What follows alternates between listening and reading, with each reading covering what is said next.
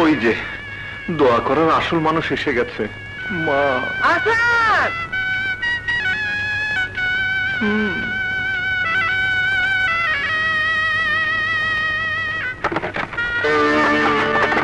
শোনো শোনো, যা বলার সকালে বলো, এখন থাক। তুমি যে করো খবরটা সরে দাও। মা তুই চুপ কর। আর হুকুমে এই ফকিরের বাচ্চাকে ঘরে তুলেছ। আহা, নূরজাহান মানে নতুন বউ। বউ দেখে বউ কয় ভরি শোনা এনেছে বাপের বাড়ি থেকে, নগদ কয় লক্ষ টাকা এনেছে, কি কি আসবাবপত্র এনেছে ঘর সাজাতে। মা আমি পছন্দ করেছি, বিয়ে করেছি, বাস। কি আমার মুখের উপরে এত বড় কথা? তোর পছন্দই সব, আমার পছন্দের দরকার নেই, আমার হুকুমের দরকার নেই। এবারে কার? তোমার তোমার তোমার সব তোমার।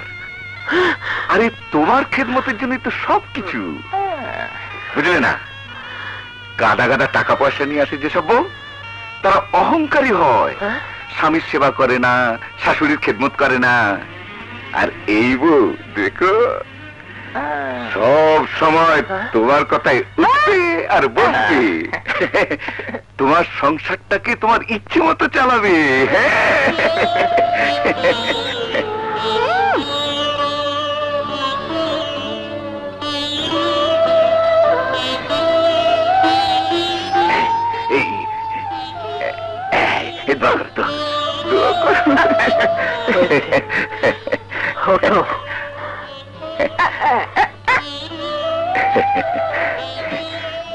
বুঝলে বৌমা, তোমার শাশুড়ি উপরে উপরে করা হলে কি হবে, মনটা খুব নরম, তোমাকে প্রাণ ভরে দোয়া করেছে।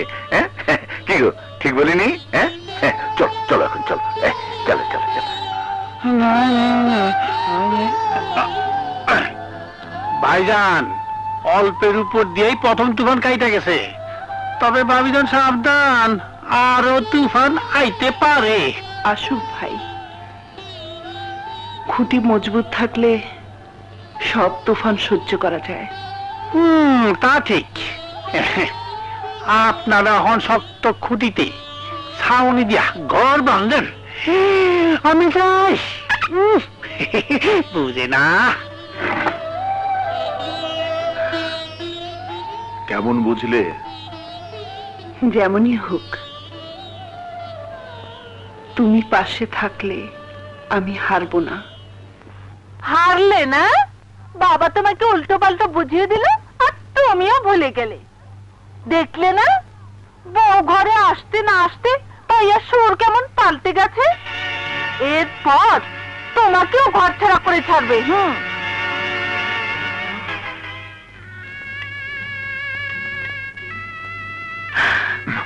বেহায়া। ইয়ে মানে হায়া লজ্জার কি আছে? এখানে তুমি আমি ছাড়া অন্য কেউ নেই। আছে, এর দুটো। মানে চোখ কি করব, অন্ধ করে ফেলবো? না, ঘরটা অন্ধকার করে ফেলো।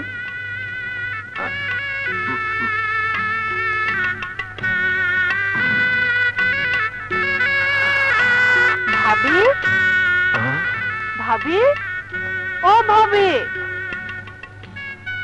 কে? ভাবিকে মা ডাকছে। কেন রে? আমি কি জানি, মাকে জিজ্ঞেস করো গিয়ে। না মানে বলছি, মায়ের কিছু বলার থাকলে সকালে তো বলতে পারবে। ঠিক আছে, আমি মাকে গিয়ে বলছি। তোমার বাপের ব্যথা বললে কি হবে, ভাবি সকালের আগে আসতে পারবে না। না ভাই, তুমি দাঁড়াও, আমি আসছি।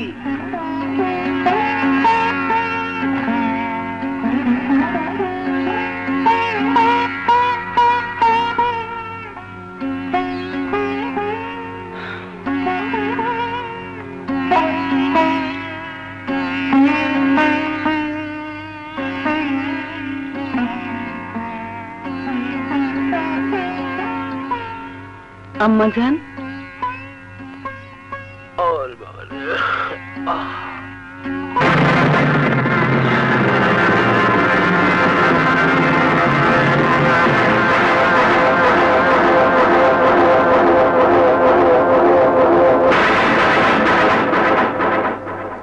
গহনাগুলো কি আসল সোনা না নকল? জি আসল। তোমার বাবা তো খেতে পায় না, খাঁটি সোনার গহনা টাকা পেল কোথায়? জি এগুলো তো আমার বাবা দেননি, এখানে এলে আব্বাজান আমাকে এগুলো পরিয়ে দিয়ে দোয়া করেছেন। মা খোলো খোলো ওগুলো। তোমার মতো ফকিরের মেয়ের গায়ে সোনার গহনা মানায় না। খোলো। আজ রাতটা থাক আম্মা, সকালেই সব খুলে দিয়ে দেবো। কেন আজ রাতে থাকবে কেন? আজ তুলে শরীরে সোনার গহনা খচখচ করে বিঁধবে। ঝুলো খুলে নে। দাঁড়িয়ে দাঁড়িয়ে দেখছিস কি? খুলে নে।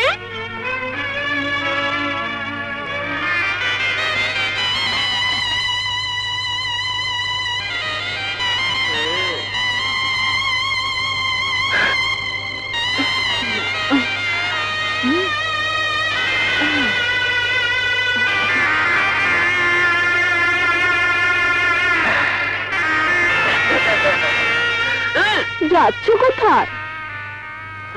মায়ের বাতের ব্যথা বেড়েছে, পা টিপে না দিলে রাতে ঘুমিয়ে হবে না। ওরে বাবা রে।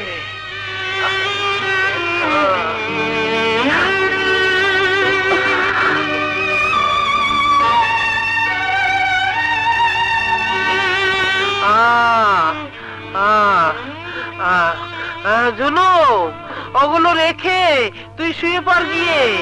তুই ছেলে মানুষ, আর কত রাত্রে জাগবি? যা এখানে এখানে টিপো, এখানে।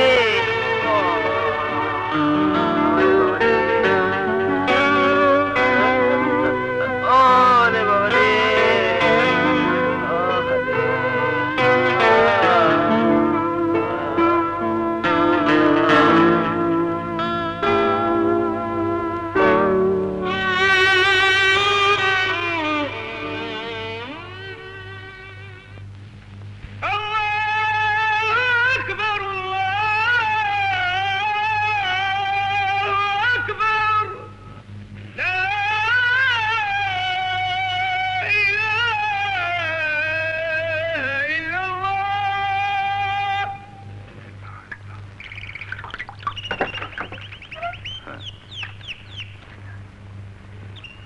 বৌমা শোনো,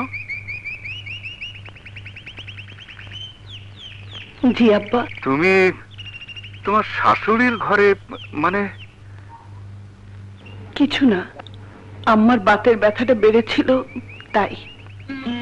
বাতের ব্যথা তোমার শাশুড়ির? হঠাৎ নতুন রোগ যদি শুরুই হয়, আমাকে না ডেকে, বড় বউকে না ডেকে এই রাতে তোমাকে ডাকতে হলো? তাতে কি হয়েছে আব্বা? ওনার সেবা যত্ন করাই তো আমার কাজ, আপনি ভাববেন না।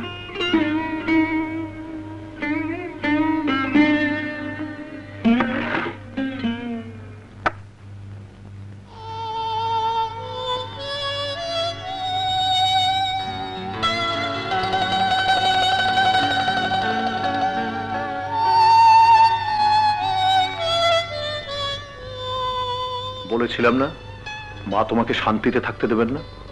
ছি,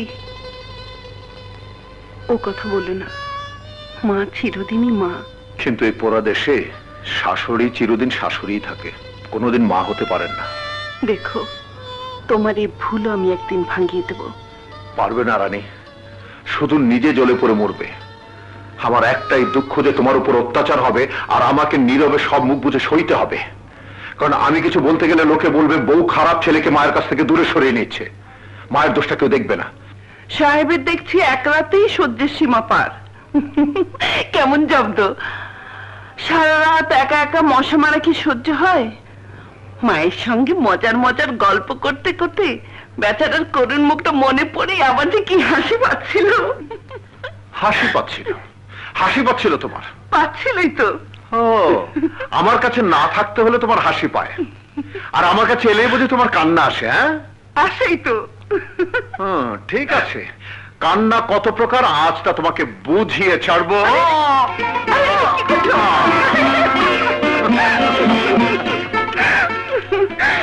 সকাল হয়ে গেছে তো। চোখ বন্ধ করলে অন্ধকার, আর অন্ধকার মানেই রাত। হ্যাঁ,